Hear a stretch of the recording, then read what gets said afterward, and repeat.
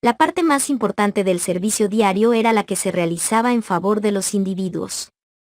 El pecador arrepentido traía su ofrenda a la puerta del tabernáculo, y colocando la mano sobre la cabeza de la víctima, confesaba sus pecados. Así, en un sentido figurado, los trasladaba de su propia persona a la víctima inocente. Con su propia mano mataba entonces el animal, y el sacerdote llevaba la sangre al lugar santo y la rociaba ante el velo, detrás del cual estaba el arca que contenía la ley que el pecador había transgredido. Con esta ceremonia y en un sentido simbólico, el pecado era trasladado al santuario por medio de la sangre. En algunos casos no se llevaba la sangre al lugar santo, sino que el sacerdote debía comer la carne, tal como Moisés ordenó a los hijos de Aarón, diciéndoles: os la dio para llevar el pecado de la comunidad. Levítico 10, verso 17. Las dos ceremonias simbolizaban igualmente el traslado del pecado del hombre arrepentido al santuario. Esta era la obra que se hacía diariamente durante todo el año. Con el traslado de los pecados de Israel al santuario, los lugares santos quedaban manchados, y se hacía necesaria una obra especial para quitar de allí los pecados. Dios ordenó que se hiciera expiación para cada una de las sagradas divisiones, lo mismo que para el altar. Así lo limpiará y lo santificará de las inmundicias de los hijos de Israel. Levítico 16, verso 19. Una vez al año, en el gran día de la expiación, el sacerdote entraba en el lugar santísimo para limpiar el santuario. La obra que se llevaba a cabo allí completaba el ciclo anual de ceremonias. El día de la expiación, se llevaban 2 machos cabríos a la puerta del tabernáculo, y se echaba suerte sobre ellos, una suerte por Jehová, y otra suerte por Azazel. El macho cabrío sobre el cual caía la primera suerte debía ofrecerse como ofrenda por el pecado del pueblo. Y el sacerdote debía de llevar la sangre más allá del velo, y rociarla sobre el propiciatorio. Así purificará el santuario, a causa de las impurezas de los hijos de Israel, de sus rebeliones y de todos sus pecados. De la misma manera hará también con el tabernáculo de reunión, que está entre ellos en medio de sus impurezas. Pondrá a Aarón sus 2 manos sobre la cabeza del macho cabrío vivo y confesará sobre él todas las iniquidades de los hijos de Israel, todas sus rebeliones y todos sus pecados. Así los pondrá sobre la cabeza del macho cabrío, y lo enviará al desierto por medio de un hombre destinado para esto. Aquel macho cabrío llevará sobre sí todas sus iniquidades a tierra inhabitada, y dejará ir el macho cabrío por el desierto. Únicamente después de haberse alejado al macho cabrío de esta manera, se consideraba el pueblo libre de la carga de sus pecados. Todo hombre debía humillar su corazón mientras se realizaba la obra de expiación. Todos los negocios se suspendían, y toda la congregación de Israel pasaba el día en solemne reverencia delante de Dios, en oración, ayuno y profundo análisis del corazón. Mediante este servicio anual se enseñaban al pueblo importantes verdades acerca de la expiación. En la ofrenda por el pecado que se ofrecía durante el año, se había aceptado un sustituto en lugar del pecador, pero la sangre de la víctima no había completado expiación por el pecado. No había previsto más que un medio en virtud del cual el pecado se transfería al santuario.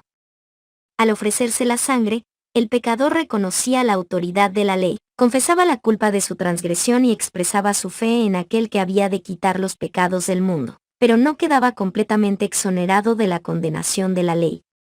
El día de la expiación, el sumo sacerdote, llevando una ofrenda por la congregación, entraba en el lugar santísimo con la sangre y la rociaba sobre el propiciatorio, encima de las tablas de la ley. En esa forma los requerimientos de la ley, que exigían la vida del pecador, quedaban satisfechos. Entonces, en su carácter de mediador, el sacerdote tomaba los pecados sobre sí mismo, y salía del santuario llevando sobre él la carga de las culpas de Israel. A la puerta del tabernáculo ponía las manos sobre la cabeza del macho cabrío de Azazel, y confesaba sobre él todas las iniquidades de los hijos de Israel, y todas sus rebeliones y todos sus pecados. Así los pondrá sobre la cabeza del macho cabrío. Y cuando el macho cabrío que llevaba estos pecados era conducido al desierto, se consideraba que con él se alejaban para siempre del pueblo. Este es el servicio definido como figura y sombra de las cosas celestiales. Hebreos 8, verso 5. Como se ha dicho, el santuario terrenal fue construido por Moisés, conforme al modelo que se le mostró en el monte, lo cual es símbolo para el tiempo presente, según el cual se presentan ofrendas y sacrificios. Los dos lugares santos serán figuras de las cosas celestiales.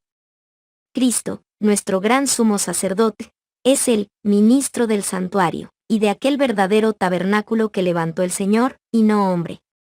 Hebreos 9, verso 9 y verso 23, capítulo 8, verso 2.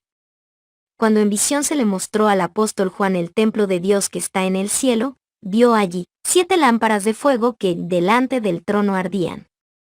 Vio también a un ángel con un incensario de oro, y se le dio mucho incienso para añadirlo a las oraciones de todos los santos sobre el altar de oro que estaba delante del trono. Apocalipsis 4, verso 5, 8, verso 3.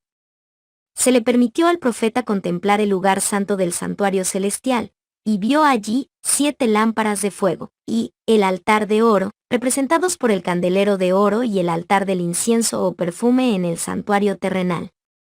Nuevamente, el templo de Dios fue abierto en el cielo, Apocalipsis 11, verso 19, y vio el lugar santísimo detrás del velo interior. Allí contempló el arca de su pacto, representada por el arca sagrada construida por Moisés para guardar la ley de Dios. Moisés hizo el santuario terrenal, conforme al modelo que había visto. Pablo declara que el tabernáculo y todos los vasos del ministerio, después de haber sido hechos, eran símbolos de las cosas celestiales. Hechos 7, verso 44, Hebreos 9, verso 21 y 23. Y Juan dice que vio el santuario celestial. Aquel santuario, en el cual oficia Jesús en nuestro favor, es el gran original, del cual el santuario construido por Moisés era una copia.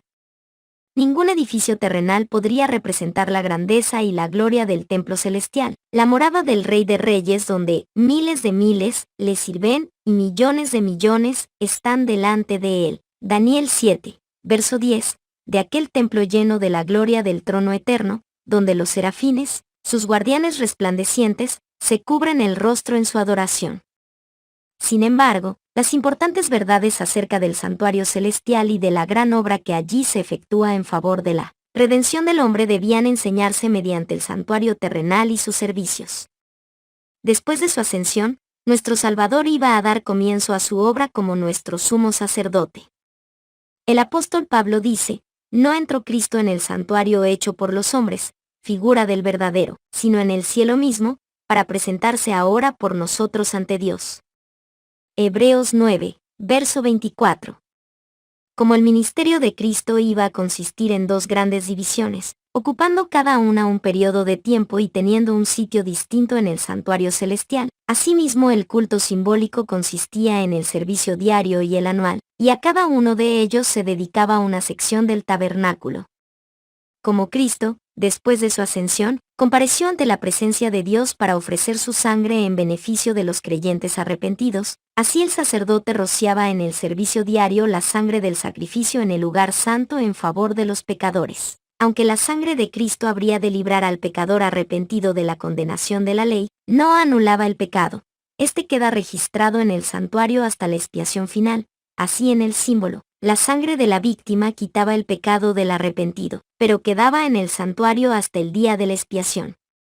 En el gran día del juicio final, los muertos han de ser juzgados por las cosas que están escritas en los libros, según sus obras. Apocalipsis 20, verso 12. Entonces, por el poder de la sangre expiatoria de Cristo, los pecados de todos los que se hayan arrepentido sinceramente serán borrados de los libros celestiales. En esta forma el santuario será liberado o limpiado de los registros del pecado. En el símbolo, esta gran obra de expiación, o el acto de borrar los pecados, estaba representada por los servicios del día de la expiación, o sea de la purificación del santuario terrenal, la cual se realizaba en virtud de la sangre de la víctima y por la eliminación de los pecados que lo manchaban. Así como en la expiación final los pecados de los arrepentidos han de borrarse de los registros celestiales, para no ser ya recordados. en el símbolo terrenal eran enviados al desierto y separados para siempre de la congregación. Puesto que Satanás es el originador del pecado, el instigador directo de todos los pecados que causaron la muerte del Hijo de Dios, la justicia exige que Satanás sufra el castigo final. La obra de Cristo en favor de la redención del hombre y la purificación del pecado del universo será concluida cuando se saque el pecado del santuario celestial y sea colocado sobre Satanás, quien sufrirá el castigo final. Así, en el servicio simbólico, el ciclo anual del ministerio se completaba con la purificación del santuario y la confesión de los pecados, sobre la cabeza del macho cabrío de Azazel.